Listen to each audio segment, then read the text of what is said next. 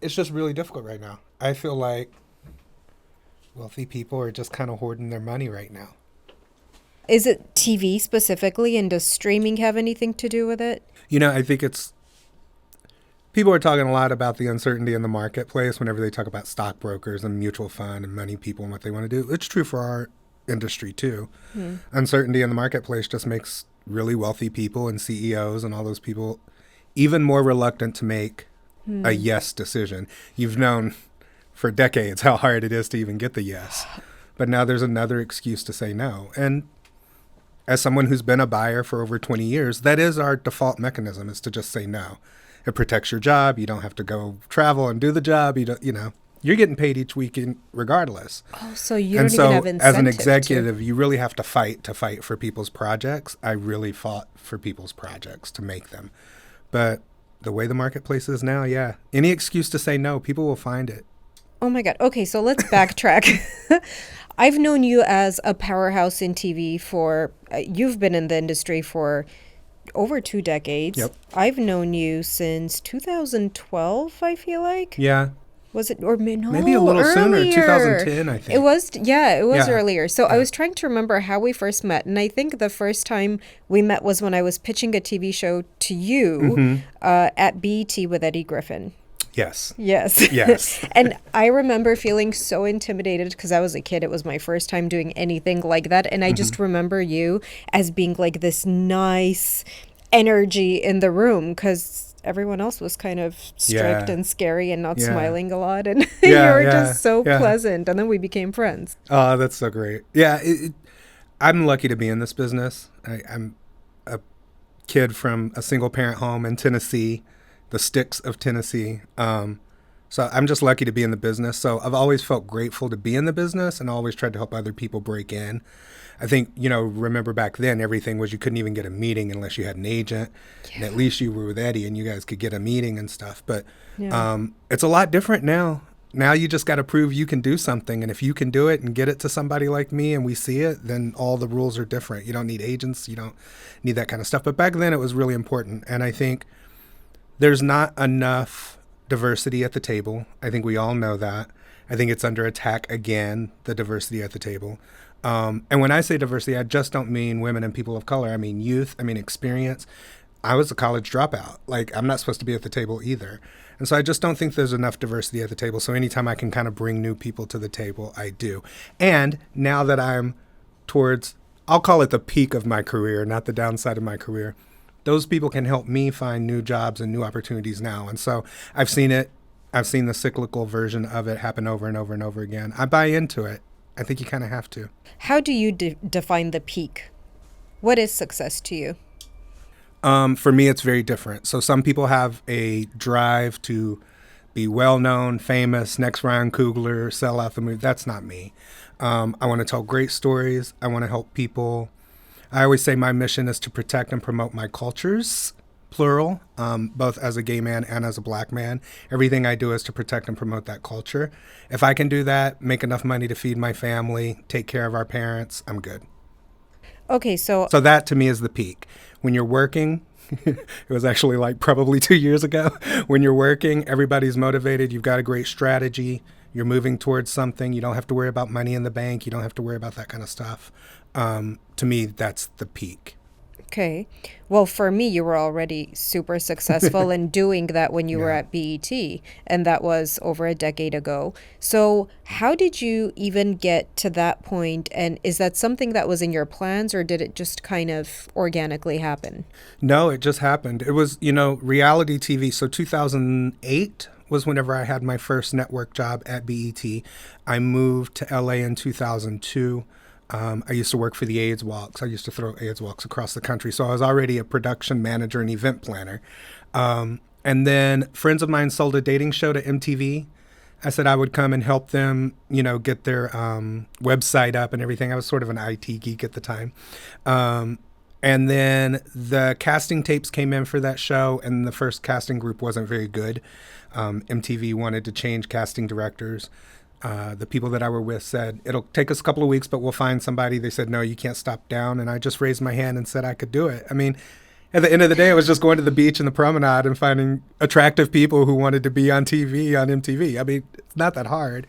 So I thought I could do it. And then I ended up becoming the casting producer for that show. And then I sold 3 shows after that, 2 to MTV and 1 to BET. And then that's kind of how I got in the business. Whoa. That was a huge leap. And then I sold 3 shows. How do you get from casting to developing and selling shows? Well, I think my technology skills at the time were really helpful. At the time, people were just, like I said, it was a gold rush. Like, they were picking up tons of unscripted television. And people were just going in and just talking to people and just pitching in a room, old-fashioned way. I started creating PowerPoints and decks. I don't think that was really being done that much at that time. I knew how to do them and do them quickly. And so I was able to, and I say this to everybody when I talk at colleges and stuff, I was able to present my idea confidently, clearly, and concisely. And it was in a new way that people could internalize. They didn't have to read a 20-page Bible. I had a lot of success right out of the gate. And I think that you'll see that repeated as things start to change, right? Then the decks became, now they have to be like interactive decks. And then it became, now you have to have a sizzle reel before anybody will even take a look. But now people are producing entire episodes of stuff. So I think it's about learning how to present your idea in a clear, cutting edge kind of way at the time. Okay. And then how would you describe actually your career today? Like physically today? Like if somebody asks you, what do you do for a living? How would you describe it today? Because you have kind of taken you've evolved a lot in the last 20 years. Right. I just simply say I'm a TV and film producer. I've worked on both sides, you know this, but I've worked on both sides of the table. I created shows, sold shows, went in the field and made those shows. I've exec shows, overseen shows. When I was with John Legend and Mike Jackson at Get Lifted, we did 10 documentaries in 2 years. Wow. So I've done films. So I've done scripted, unscripted. I've been able to, fortunately, be at places where I touch everything from true crime to cooking shows to feature films to documentaries. So I just simply say I'm a TV and film producer. People always ask, it's the funny catch-22, what is a producer? Exactly. I always make producers explain because people, it's just such a vague concept in LA. Everyone's a producer. If they don't know what they're doing, they're a producer too, right? Right. And then there are real producers who are like, wait, no, that's not, Yeah. I keep it simple. I just say producers get shit done. They produce. Like whatever that is. For some people, it might be writing a check. For other people, it might be finding the cast. For other people, it might be packaging something. Or I'm just such a, great producer, and I have my crew and my people that I can roll with and get your film shot. Like, it really is simple. A writer writes, a producer produces. What do you feel like has given you an advantage, a competitive edge that you've been consistently working for the last 20 years? And you've been successful because a lot of people obviously in this town want to do what you do, but you do it so well. Well, I do. I teach a class called Fluff Your Feathers. So forgive me for a moment while I fluff my feathers. My grandfather had a peacock farm whenever I was growing up. And so I remember one time he pulled me aside and he said, you see that little boy peacock over there? I think he knew something about me before I knew it. It was like, you see that little boy peacock over there? He's got to fluff his feathers or he'll never get any attention. So don't be afraid to be pretty. Don't be afraid to be loud. So I'll fluff my feathers for a little bit. I think my longevity is exactly what you said just a minute ago. When I meet people, I treat everybody the same. This is an up and down business, man. You could be the hottest thing in town this week and nobody will call you next week. So I just always try to treat people the way that I'd want to be treated. It's so cliche. But also I always, offer a hand without a handout. Like, can I help you with something? I don't need anything in return. I am now currently out there looking for a job and have actually helped 3 other people find a job. It's just kind of like my thing. Maybe I should be an agent. But I'm just always trying to look out for people. There's so much opportunity here. People act like there's a finite amount of opportunity, and it's just so not true. We can all eat. We can all cook. We can all be great. Like, that's just sort of how I approach it. What's really crazy, though, is you've been in so many executive positions. You have your own production company. Mm-hmm. You've worked on major TV shows that have been super successful. And yet successful people in Hollywood find themselves having to still hustle. Mm-hmm. Oh, yeah. Yeah. It's never, this is the first time in my life since I was 14 that I haven't been working. Yeah. So that's a little bit different for me. But yeah, you're only as good as your last show, your last credit. That really is true That's in this crazy. business. Yeah. Okay, so how have you been able to navigate the shifts with streaming, with emerging technologies? It's very different from when you and I first met. Yeah. So how have you been able to navigate the shifts? Just continue to learn. I never assume that I know everything. This last position that I had, I was the head of programming for TV1 and Clio TV, so oversaw all programming for 2 networks. But it's part of the Urban One community. So they have the 63 radio markets. They have all the digital platforms like Boss Up, Hello Beautiful, Madame Noir. I got to learn a lot about that part of the business. And then also this new stuff with AVODs and SVODs and fast channels. We created 2 fast channels last year, so I've done that. Can you explain what that is for the audience? Fast channel is a streaming feed that most people have on their TV. Sometimes comes free, like Vizio, Samsung TV, things like that. But it's where you watch commercials, and it is so interesting that people don't mind watching commercials again. It's rising with young people. They'd rather have it for free and watch the commercials. I think it's because you're multitasking anyway. And during the commercials, me and my husband, we just turn the sound off and go on our phones. That's a 2-minute break. Go back to watching the show. So, but that's a fast channel. So what you do is you take all of the content that you have as a network. We took a lot of our true crime stuff, put it together in a schedule. You basically create another programming network and say you want this to air at Tuesday at 6 and Wednesday at 7. And then you put it out there and people watch it for free. And so it's a huge wave. That's where a lot of the new money is in the business. And so for me, I just always try to say, okay, I don't pretend that I know everything. I'm not going to pretend to be some AI expert, but I'm also not going to shy away from it. I'll take a class. I'll go to school. I'll figure it out.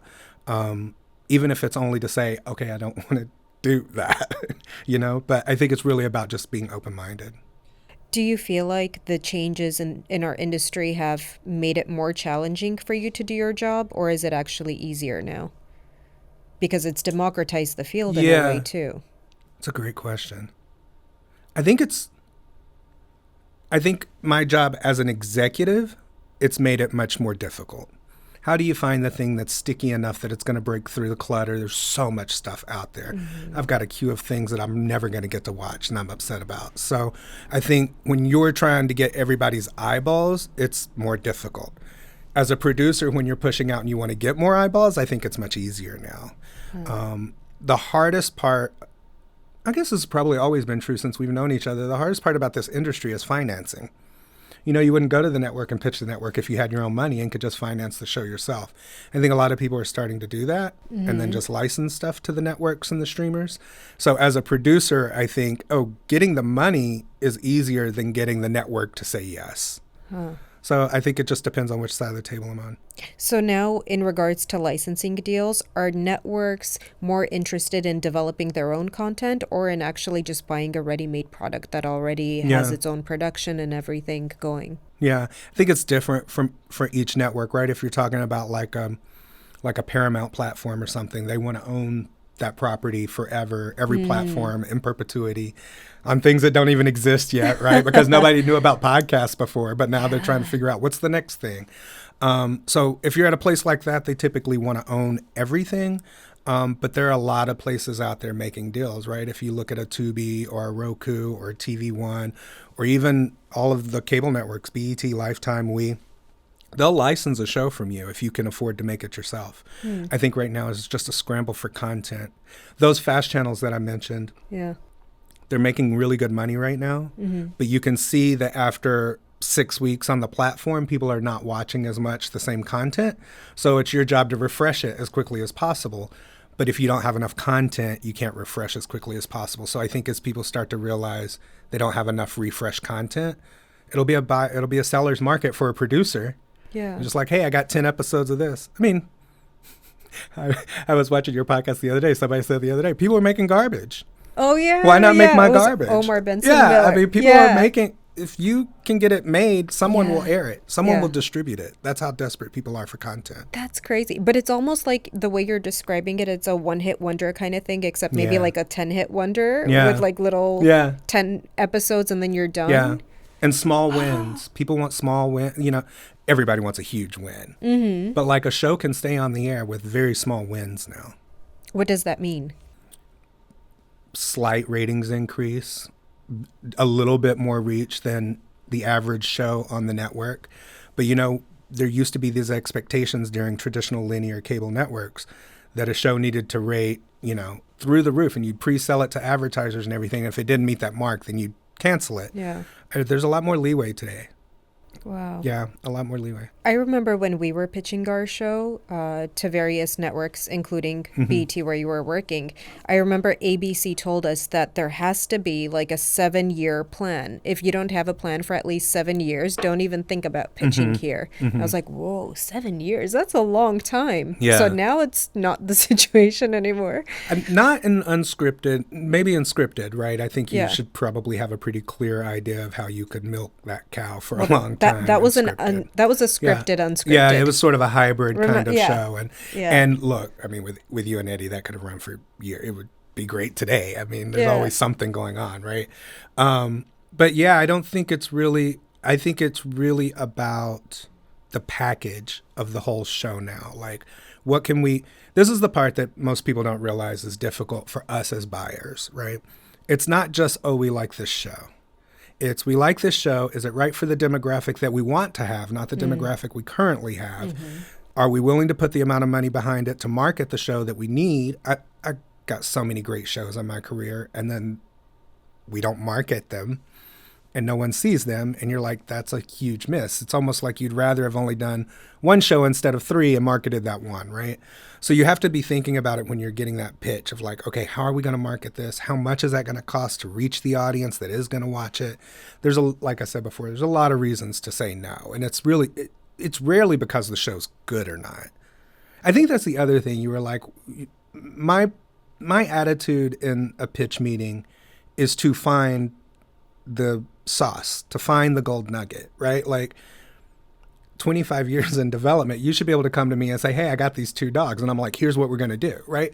Together, if I want to work with you and I like you, and this is sort of what I talk about when I say fluff your feathers, which is pitch yourself, not your project. Because if I like you, we'll figure the project out. So it's really not about whether or not the show's good and ready to go. It's really about, are we going to lose our jobs if we pick up this show and it doesn't rate because we didn't market it right? And, you know, people got kids going to college and getting married, and they got to protect their jobs. And this business is a lot of protecting yourself. And then it's a lot of going out on a limb and being out there. And you just got to figure out when to do which. Protecting yourself from getting fired? Yeah. Oh or protecting yourself from making some bad decisions. You know, I will admit, I've had shows that were really good shows, and then they just didn't execute right. And you're like, oh, man, we dropped the ball on that one. So was it because it was the wrong production team? It's always the team. It's always the team. Are you making the right decision with the team, right? I think one of the hardest things to do in my position is make a change for me, right? That's the downside of being nice to everybody. It's kind of hard to make a change. The loyalty. So you just have to get to a point where you say, okay, we need to make a change before it's too late. But, you know, anytime the execution falls through, it's usually the production team. Okay, what about marketing? Because marketing is a huge challenge too. Yeah. How do you decide how you're going to market each project, and do you work with one specific marketing team, or how's that whole process? Again, depends on the different networks. You know, when I was with Viacom, we had our marketing team. Everything was done in-house. We talked about things. You would kind of know going into a show whether or not you had a marketing plan for it, right? So a lot of times we'd be out in production knowing that we didn't have a huge marketing budget, but trying to find those viral moments so that we would have something that we could market ourselves, right? At the end of the day, it's still on the show and the cast to market the show themselves. No one's going to market Housewives better than Candy. Like Bravo can't do it better than Candy, right? So the people in the show have to really, really take that part seriously. I think people do much more now. You know, back when we met, I think it was hard. You know, you'd give somebody 30 episodes and then they'd still ask you to pay them to put them out on the radio to promote their own show, right? I think that's changed a little bit now. I think people understand that it is in their best interest to market the things themselves. Then on other times, you might go out of house for marketing and go to marketing groups.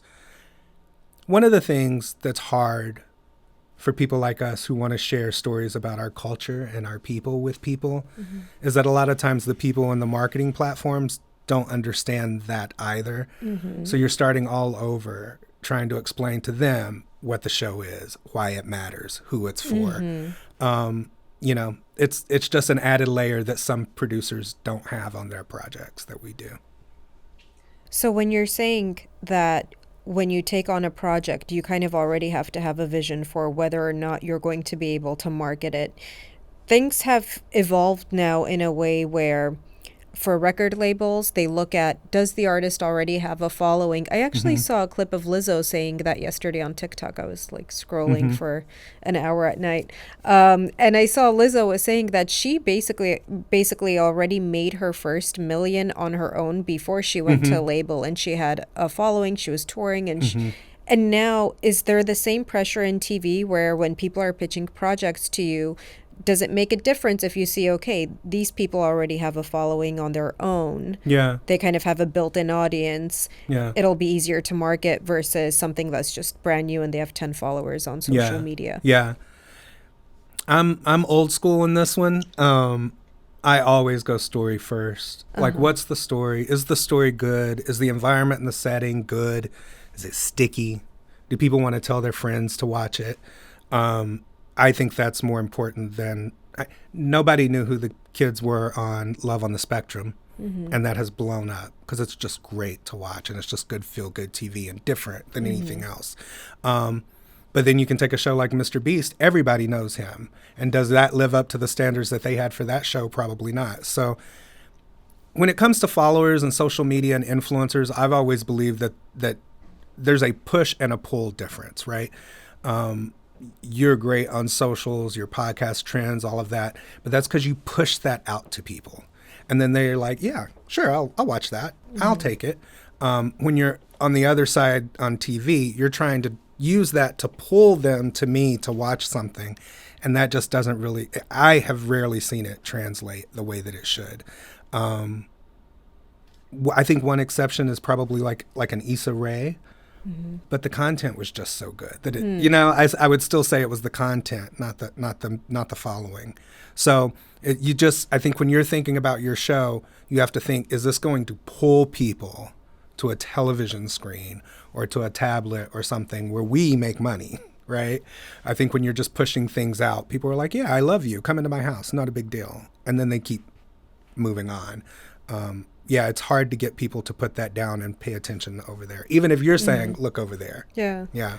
Well, now even some of the likes of Mr. Beast that you mentioned, they're starting their own studios. I was just reading it in the Hollywood Reporter. Yeah. Is that something you are considering now? Maybe kind of going from TV into that direction? Well, I think, you know, it's funny. I was thinking as we were talking, you mentioned Peak. I think, obviously, SVP of TV One is just like a huge job. It's something I've worked for 25 years, so I'm so happy that I got there. But when I was with Mike Jackson and John Legend, that was probably the most calm that I was in my career. And I think it's because I really do like helping people who have notoriety tell great stories, because it just helps amplify the story that I want to tell, right? So I think something like that is something that I've been interested in. I've been talking to other people and agents and stuff. Shout out if there's any celebrities out there that want to start a production company. I'm your guy. But I have a lot of fun working in that sort of environment, because once you get the buyers past, was John Legend going to be in it? You know, which is Mr. Beast going to host it? Well, he's already hosting a show. Once you get past that, it's a really good position to be in. You know, I think you look at like Westbrook and you look at 50 Cent has a production company. Like those places are good places to sort of build a brand. But that's what I like doing. I like helping celebrities build a production company that's still consistent with their brand. And so do you partner with them with your own production company? No, when I was with John, I just went in to Get Lifted. Was just head of unscripted for Get Lifted. Yeah. So how did you interview for that job, and what was the first thing you did when you got the job? What was the first thing that I did? Well, the first thing that I did was I hopped onto Loudmouth. It was the documentary about Reverend Al Sharpton. Great documentary. They were in post on that. So that was the first thing that I hopped on. Oh, and they were also in post on the Rhythm and Flow season 1 of Rhythm and Flow, but it was pretty much already shot and done. But So are you going in as a problem solver? Are you going in as a creative? as a creative exec, I think my job there was always to sort of make sure that it fit with the Get Lifted brand, and a lot of times there are other production companies attached or a filmmaker who had this really already shot even before they came to us. But it's sort of like, okay, here's what makes it a Get Lifted film, right? Let's do this with the music. Let's talk to this graphics company. It's really about just sort of, it's almost like a creative director. You're just tailoring a project so that it fits the brand. And that when Mike and John go out at the festivals to promote it, it's in line with what they are already doing. So when you're saying it has to fit the brand, it has to fit a certain philosophy that they're pushing? It depends really on what your mission as the brand is, right? I think for Get Lifted, it was definitely a philosophy. It was definitely about promoting voices that aren't often heard. But there's also a style guide. It needs to look a certain way. It needs to feel slick. And that's true even at a network, obviously, right? Bravo shows look a certain way. BET shows look a different way.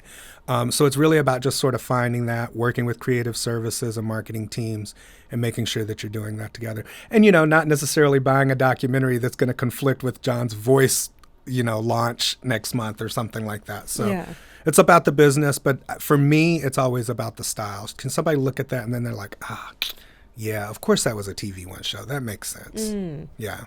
Okay, so 25 years of experience. What would your ideal project be now? Oh, gosh. My ideal project would probably be one that I'm working on, which would be hard to share because, I love Love on the Spectrum. I think I have always fought when I do casting, especially for shows and especially for films, to include people with different abilities in them. And so I think that there just needs to be more representation on TV whenever it comes to people's abilities. So I would love to do maybe an ensemble cast like that and follow them around. Can you elaborate when you say abilities? What exactly do you mean? People with Down syndrome, people maybe who are wheelchair bound, people who may not be able to see or hear as clearly as other people. I just think there's something honest about storytelling right now. Before you used to, look, I'll be quite blunt.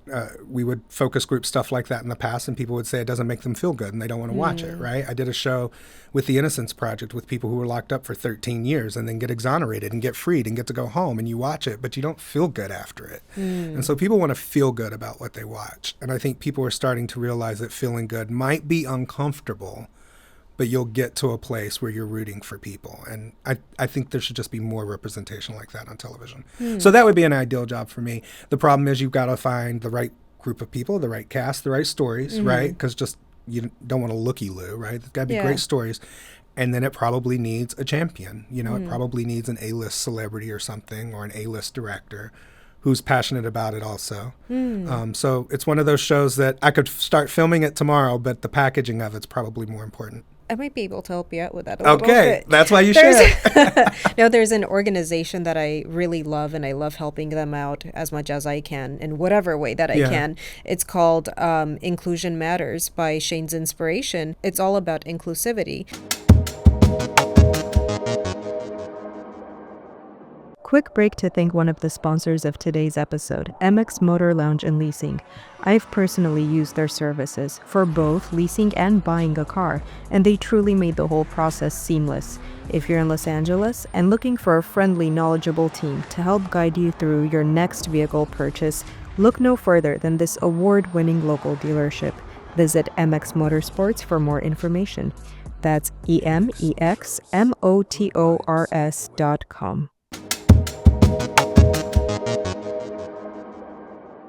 Look, it's much more relatable now. I think especially, younger parents, a lot of us have people in our families with different abilities and stuff. So it's a lot more relatable, I think, than people realize. And you just need good storytelling. I think the only reason it doesn't exist is people haven't been confident in their ability to carry a story.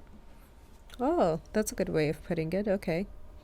Yeah, and then I think, it's really great to share these stories because you see that sometimes a little can go a long way. You can make a huge difference with very little effort sometimes. Right. So just to know how to actually take those steps, it's, I think, really helpful. Yeah. And even if somebody steals my idea, I'll feel good that it's on TV. Yeah, right? Yeah, that's what I don't mind sharing because it'd be good. Okay, so that's another tough thing about TV production. And I remember that was such a big blow to me. We spent 2 years working on that show that we pitched to you. And a show that was very similar came out like a month after ours was greenlit by Centric.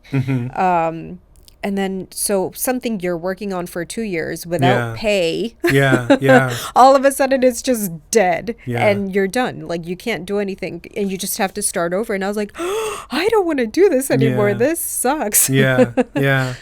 No, it's tough. I mean, so I'm sort of Shakespearean in nature. I believe there's only 7 stories to tell. I believe they've already been told. Yeah. So I think everything's just a repeat of Hamlet or Romeo and Juliet, but we put our own characters in it. We tell it in a different location, and then it becomes a different story. So I'm sort of Shakespearean in that way. Back then, I think it was part of the reason people wouldn't take unsolicited pitches, right? Because you wanted to keep everything on record and legally protect everything. But, I must have been pitched. I remember when Sweetie Pies came out. We were pitched Sweetie Pies. We bid on that show. Family-owned bakery, for those that don't know. For the next 3 years, I must have been pitched so many family-owned restaurant shows, right? And so everybody's like sort of, oh, God, they did this show and not my show, right? Your show was very different because it did have sort of a formatted element and stuff to it. But I think the difference now is your proof of concept can be so much stronger that if you feel like somebody, because by the way, people do take IP. I'm not saying they don't. Like, people do. But your concept can be so much more full now that if someone does take your IP, you can actually fight back, right? Because back then we used to say, don't spend your own money trying to make like a sizzle reel or an episode or something. Today you can. Today you can spend your own money. It's kids with iPhones can make stuff. So then it becomes much more clearly your thing. But I tell people all the time, take that risk. It's so worth it. Like, if the musicians steal from each other all the time too. Comedians steal each other's material all the time. But if you're not out there, if you're not swinging, you're never going to get a hit. But yeah, protect your IP. If you can make it as close to the finished product as you imagine when you present it to people, then you have a lot more protection of your IP. And like you did, when you attach certain people to it, then it becomes more about the package than the concept. Is celebrity important? Yeah, it really is. It always is. But I usually say know who you're selling to, right? What we used to do, so I'd say probably 8 years ago, you would do a show like that. You would try to go as broad as possible so you could pitch it to as many people as possible, so that somebody might give you a development deal and then completely change it so that it's more like what they wanted, right? Yeah. I think that's a little bit different today. I think it's important to be really kind of targeted. Know the 3 or 4 places you want to go to first. Make something that's very specific to them and speaks to them. And have conversations with people. If I'm a big networker, I just believe you just got to talk to people. If you can talk to people before you present something to them and find out really what they're looking for, that's how you should be working. How do you do that? By just reaching out. You used to have to go through your agent. Oh, the agencies have these things called mandates. So they call all the networks. They each represent a network, and they'll call the networks and they'll ask what their mandate is. And I'll give you like 3 pages of like, this is what we're looking for. And I'm telling you, the minute I hang up the phone, it changes for me. But now that's gone around for 8 months, and everybody around town is now bringing me Sanford & Son, and we're not looking for that anymore, right? Yeah. So you just really have to have these kind of connections. You really have to know what people are looking for in the future, not what's on the network today, because what's on today may not be where they're going. Yeah. And so if you can have those kind of conversations, then you can be much more targeted. And the biggest part is the trades. We've stopped reading the trades somewhere along the way, and I don't know why, but if you want to be in this business, you should be reading, I'm not going to name, Hollywood Reporter, Deadline, Futon, like wherever, Shade Room, it doesn't matter. Yeah. But you got to read and know what's going on in town. Yeah. You got NBC spinning off Spinco. Warner Brothers is probably going to spin stuff off. You got to know who owns the company that you're at, who's the new buyer there. You have to do a lot of research, and people in this business act like they don't have enough time to do that. But then you got 3 fantasy football teams You can follow all of those guys. Like, why can't you follow like the fantasy football people in our business? So you're a young creative and you're developing a TV show. Who do you talk to? How do you get your foot in the door? So I'm going to share a secret right now. That's what we want. The director of development. Okay. Every company, every production company, every network, every streamer has some sort of entry-level development person. I was the director of development at BET when we met. By the time I left, I was senior director, and then I became head of development. But that's someone who can fight for your cause and get you in the door at your level, right? People always want to sort of network above their level. They want to go straight to the president of the network who isn't going to get you a meeting. Find the person that's at your level, reach out to them, the director of development on LinkedIn. Want to know who it is? Just go to the company website, type in director of development, and it'll show you. And now you can just reach out to people. We used to hide our emails and our cell phone numbers, and we had like bat phones and stuff. All my information's out there now. Why has that changed? Because you just can't not be reachable. Like you can't hide and do this job anymore. We've got to go out and find stuff. And so it's hard to go out and just continually try to find stuff. You have to be open to people sending you things. And the way people send things now, there's so much more record keeping, you know. Yeah. I'm going to date myself a little bit, but back in 2008 when I first started, it was a big deal to send an email to somebody. You know what I mean? Most of the time you'd go in, you'd be at Kinko's all night printing out the booklets and stuff, and then you just leave it with people. And so there's no record that was yours and you left it. But now everything's documented, and yeah, we just have to be much more accessible now. You do also have on your LinkedIn page that you don't accept unsolicited emails or pitches unless it's coming from a rep. Yes. So you're still looking for the reps. Yes. Well, for me on my LinkedIn, that's usually just because that's so public. And what people will do is they'll usually just like send something blind. And now I could never do a, Teletubbies come to real life show because you said that to me, right? Like you never really know, like it might sort of keep me from doing something I'm already in the process of doing. So it's a little bit to protect both of us. But I do always tell people, reach out to that person directly and say, hey, I have something I've done. Can I show it to you? Because if it's out on YouTube, it's public. So I can see it, right? But if it's something that's never been seen before and you've got some amazing format that has never been done before, then you probably want to have representation before you present it. So scripted versus unscripted. What do you enjoy working on more? Oh, man. Well, right now I'm not working. So anyone who wants to hire me, I want to do whatever they want to do. We'll make a promo clip out of this. Send it out. Unscripted. I think being able to tell real stories about real people is just, it truly is a privilege. I really do believe that. I mean, the amount of people that I've filmed with over 25 years, I've watched people grow up. I've watched people have kids. I've watched those kids have kids. I've unfortunately seen people pass. It's to be able to share those many people's stories with the world. I've done shows that are competition shows where those people are now working professionals in that business, whether it's dance, baking, chefs. So yeah, unscripted. I also think it's harder to tell a story in unscripted. In scripted, if you paint yourself into a corner, you can go back to page 4, create a brand new character, bring them back page 12 and figure it out. But in an unscripted world, you got to deal with the people you have. And you got to hope that they're willing to give you something that day because they might shut down. So I think it's harder to do unscripted. I think they're better stories. I wish we had the money that they had in scripted for it, though. Yeah. But, I mean, is unscripted really unscripted now? For the most part, the ones that you're working on? Because the ones that I've seen have been very scripted, unscripted shows. There's always been a situational element to unscripted TV. So let's take these 3 people, put them in this situation and watch what happens, right? They would never do that situation on their own, the 3 of those people, but for the show they do. So there's always been sort of that element to it. I think a lot of times some of the shows today start to feel scripted even more than the producers and the writers and stuff want because people on the shows have become so good. Like when we first started doing reality TV and you'd sit somebody down in a chair and do a confessional, you'd have to remind them 12 times, talk in complete sentences, be animated. Now they sit down and they're like, okay, am I mad? Am I happy? Am I sad? What day is this? What are we talking about? Like, people know how to do those interviews now. So I think having done reality having been on for so long, and now there are kids who have grown up who have watched reality TV since they could watch TV.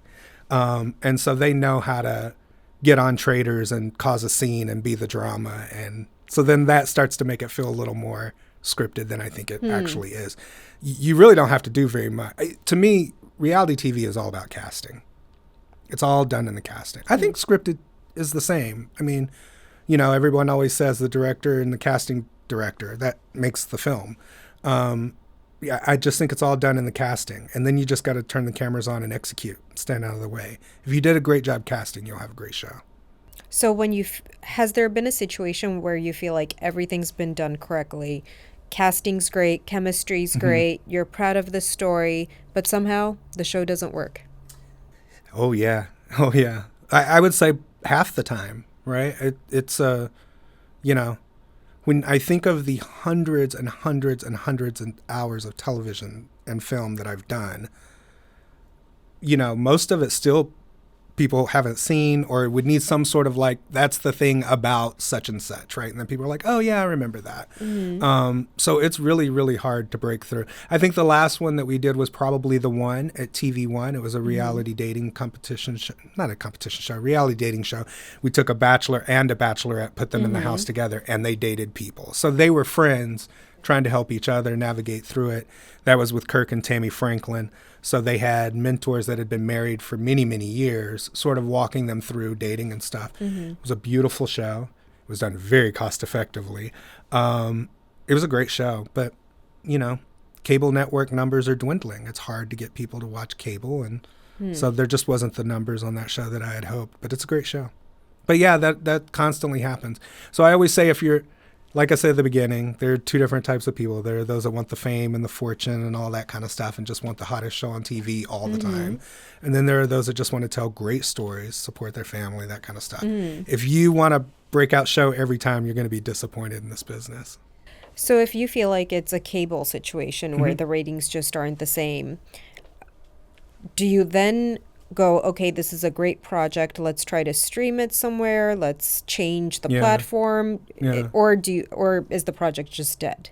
No, it is the great thing about what's happening in this business right now is content can live forever. So we had shows and films that we would put on our network, and then maybe you air it on Tubi or a Fast Channel, and every month it's still making money.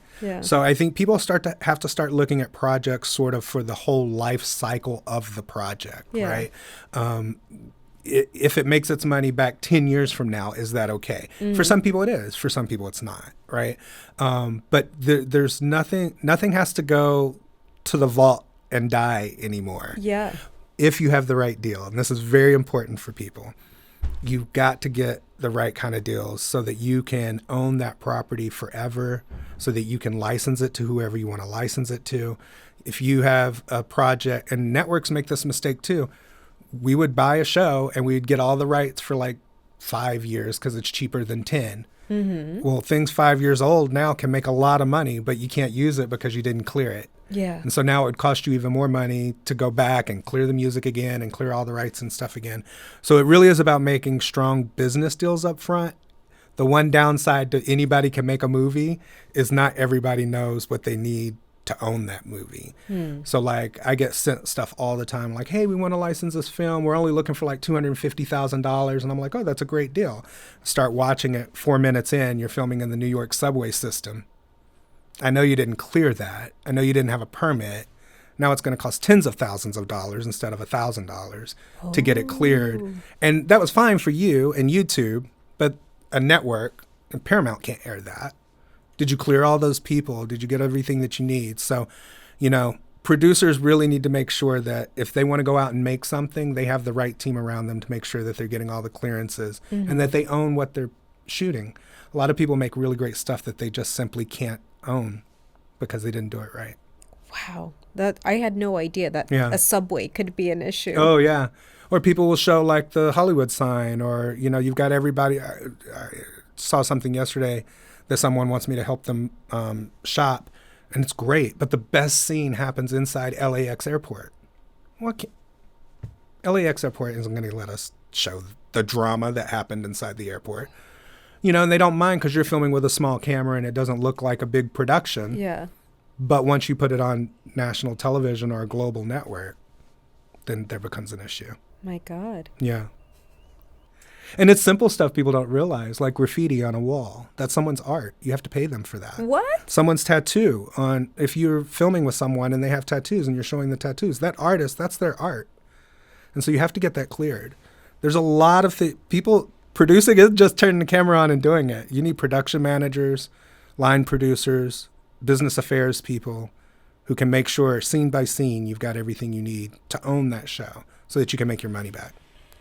You have to audit everything I'm doing Yeah. before you leave and Yeah. let me know if there's a problem here with ownership. Oh my God. No. I just need to sign a release. Oh yeah. Yes. Which I forgot to bring with me. Oh my God, that's crazy. Yeah. But that's really interesting to know. So with everything that you know now, and especially with cable ratings, are you still equally as interested to work for cable TV, or do you want to kind of change your direction now too? I've never really looked at it. I've worked cable, I've worked digital, TV and film, production companies. I have not been at a streamer on staff. I've had shows on streaming networks, but I haven't been at a streamer. I'm agnostic. I'm screen agnostic. I want to make content. One of the things that's changing in our business a lot is, we used to make, so everybody knows they're called soap operas because they were shows that would come on during the day to sell soap, and the advertisers wanted to sell soap. That's the whole reason TV exists. So fast forward to today, I would go back and work with one of those soap companies. These brands like Procter & Gamble and Publicis and stuff, as you know, they're opening their own studios now.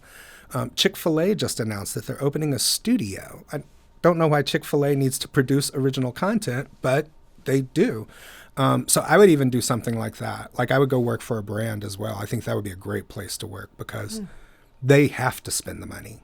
They will spend $1 million today to make something. Just they'd want to know, what are we making?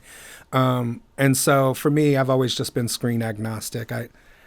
Before Black Mirror came out, I used to call it the Black Mirror. Any Black Mirror, I'll make something for any Black Mirror, because people watch things any and everywhere. Yeah, so I've never been hung up on that. But then when you're putting so much work into something, obviously you want it to be seen. You want it to have as much exposure as possible. Yeah. That's why I ask, because if you're putting so much time into it, wouldn't you prefer a platform that has a lot of exposure? Yeah. Yeah. And that's definitely the streamers now, or digital.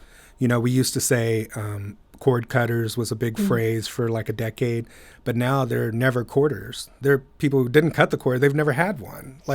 So they're not going to get a cable subscription to watch anything. So streamers really is where it's at. But I will say all of the cable companies and stuff can get stuff on streamers at this point. So again, it might be next year before your show blows up, right? It took a while for Traders to catch on when Traders UK came out and stuff. So it might take a while, but I think eventually, just like a good script always gets read, good content always gets watched. I do believe that. Yeah, I think so too.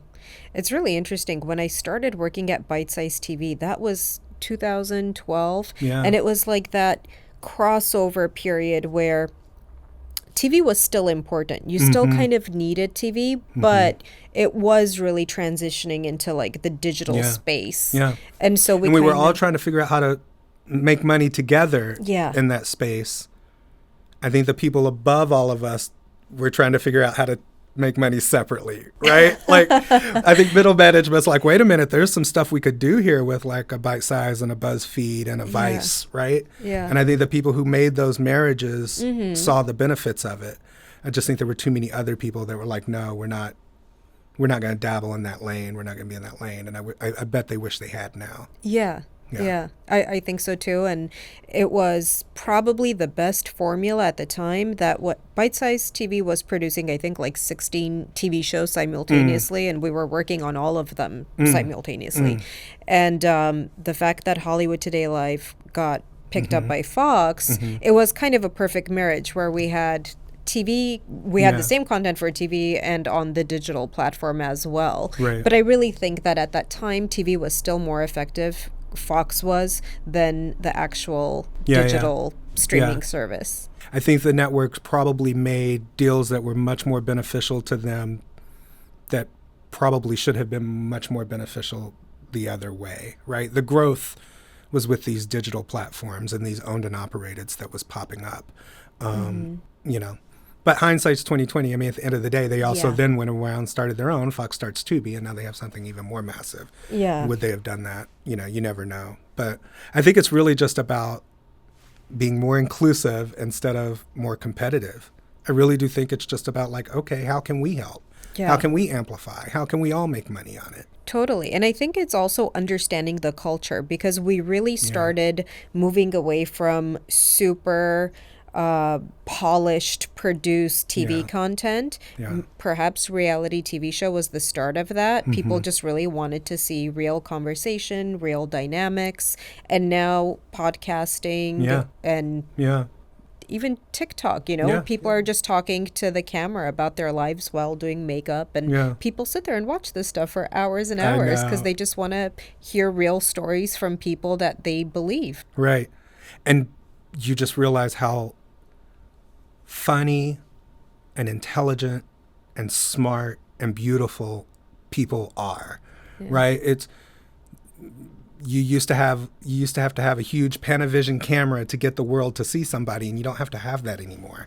And so, you know, as an exec, it becomes really frustrating whenever people are commenting on a show that you did and they're funnier than the writers that you hired to do the show. And you're like, well, wait a minute, how is the public? Yeah. How are the comments funnier than the stuff we have on the show? And so you just, I mean, it inspires me because people are funny no matter where they are. There's a lot of people that can really break through. That's true. I'm happy about it all around because I do believe that it's completely democratized the field. There's no gatekeeping like there was before. Before, it's like, oh, the producer had to like you to introduce you to the production company. Right. The production company had to be willing to take you to the networks. And Yeah. like, it was just so much that you had to cut through to get your message across. Whereas now you can just put it out there, and it's not even so expensive now. Right. To, like you said, with iPhones, you could produce whatever content you want, you know? Yeah. No, we used to have to wait for something to come to us. Every day I probably hit someone up on TikTok or Instagram and say, hey, I'm a producer. I'd love to learn more about you and what you're doing. And like we have to go out and find it now. It doesn't just come through the door anymore. And the stuff that comes through the door has already been packaged and polished. And to your point, there's something about it that you're just like, I don't know if that's really what people want. Yeah. Because it's not what I'm watching. You know, you sent me the reel. I always like to try to watch things on the treadmill at the gym because if I can read a script or watch a show and I can get through 40 minutes without being tired, it's good. If I feel like I'm overexhausted because I'm working too hard, then I'm bored with your thing. But yeah, you can watch something. I watch stuff on the treadmill, and then by the end of the day, I've already got a meeting with that person. And you'd be surprised how many, well, you wouldn't be, but people would be surprised how many times when I reach out, people say, oh, I've already signed with this production company.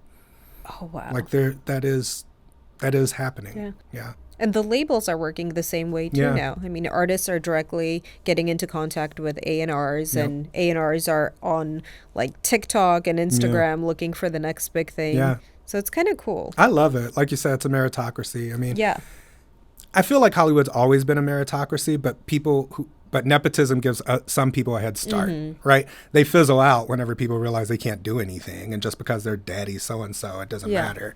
So it's always been a meritocracy to me, but nepotism gives you a head start. I don't think that's the case anymore.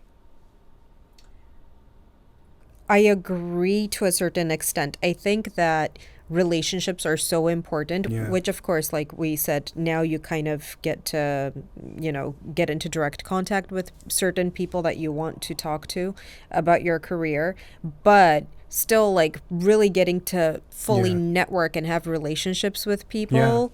It's the biggest thing. I thought that, for a while both of us were working with a producer. I was just thinking, so many situations I got the job because of an introduction.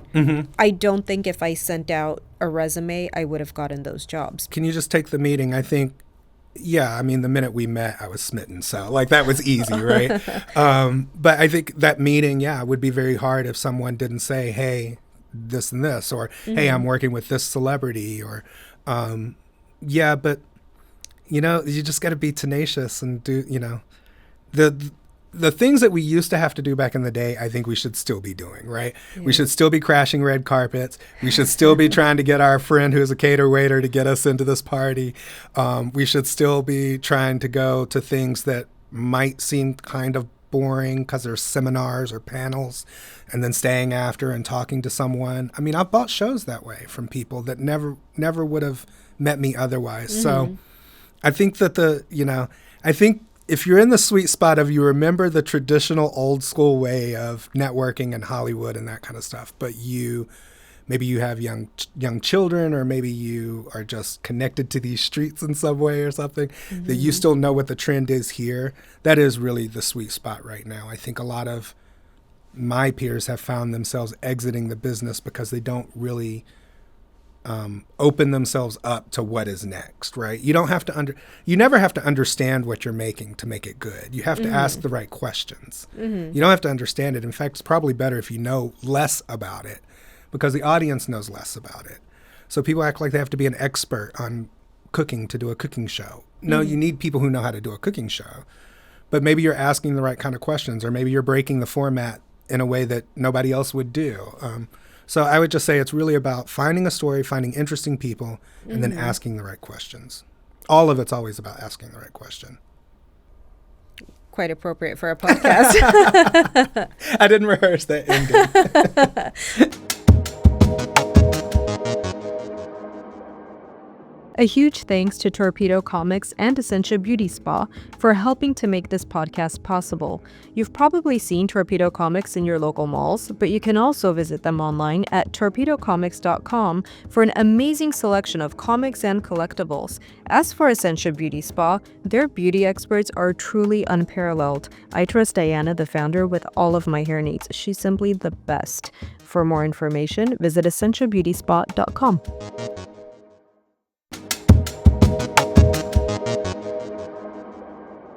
I think that's one of the most interesting juxtapositions right now, that people were saying long format won't work. People's attention spans are too short. And that's partly why Bite-Size TV, where I worked, was called Bite-Size TV, because they were giving you tidbits of content so that you don't get bored. And, you know, now you're like going after the algorithm and all of the, you know, fast kind of interesting content, like a minute at a time. But then you have these long form podcasts that are also successful. So there's this interesting juxtaposition with like podcasts and TikTok. Yeah.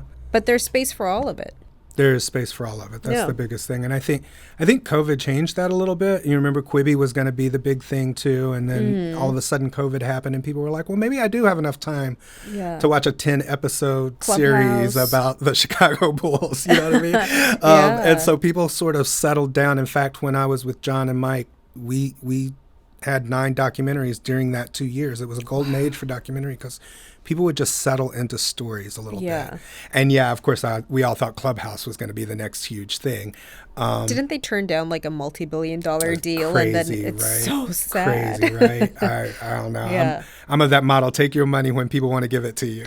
I know, but then you hear people like the CEO of Snapchat said that he turned down a big amount of money too, and it worked out for him. Or like Diary of a CEO. What was the host name? Steven... I don't know. Bertnet or something like that. Anyway, him too. Like he just decided to do it on his own, and it ended up being a much more lucrative decision for him. So I'm sure they thought like, oh, we're gonna turn down $3 billion, and then we're gonna have a gazillion, and that didn't age. Well, I mean, the great thing about you and your podcast is just the diversity of the people you know. Right? It really is about, because I feel like this is the conversation we would have had today if we'd just gone to lunch. Exactly. You know what I mean? And I think if you're so true to yourself in that kind of scenario that it really is just about like the people you know and how different they all are and that kind of stuff. So congratulations. And thank you. And thank you so much for coming and doing this with me, because you're just one of the coolest people I've known in the industry. And I don't want to age either of us by saying how long I've known you for, but it's been so amazing to see your evolution and to see you just take on one amazing project after another and to see you grow. Thank you. It's awesome. Thank you. Thank you. Well, anything, let's talk about the organization that you were talking about. Yeah. And then obviously anything else. And if anybody wants to reach out, I'm at Austyn B on Instagram.